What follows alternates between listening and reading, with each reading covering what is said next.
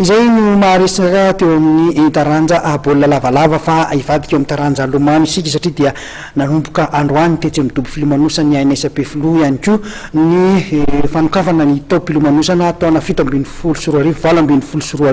pilomano 5 manana karapilalovana ny tonga niatrika izany fananana izany izay nahitana ihany koa moa ireo tsy manana karapilalovana tamin'ity lanonam-panokafana ity.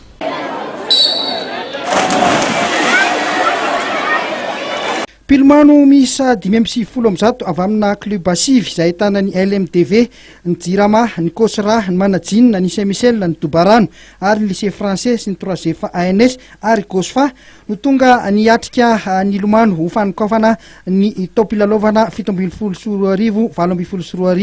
ho an'ny taranja Lomano. Raha ho an'ny tao-pilalovana zany izay misokatra ity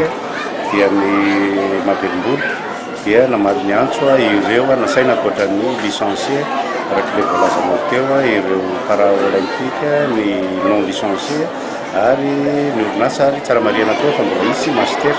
amin'ny tapakandro marain'izao zany dia ny licencié no hitatsika amin'ny Lomano ireo dia mbola itoy arivany andreo fa ny après midi zay vao irotsaka tsetra ireo voatanisa teo aloha ireo raha ny tanjona ny fédération moa hatramin'izay dia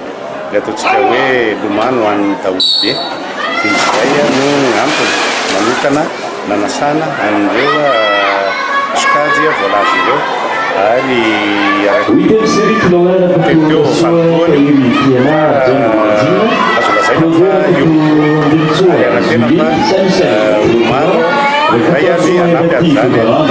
nakafia taranjana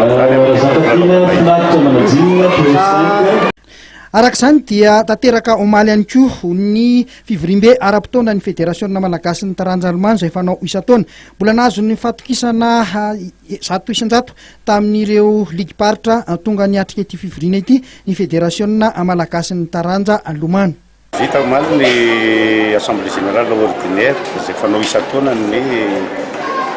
fédération ary fédération rehetrarehetra fa tsy amin'ny taranja Lomano ihany dia manao an'izany avokoa. Ny zavatra niseho tao dia mazava ho azy nijery todika tamin'ny tao-pilalovana lasa teo inona ny zavatra nety inona ny tsy nety ho atsaraina amin'ny tao-pilalovana manaraka ity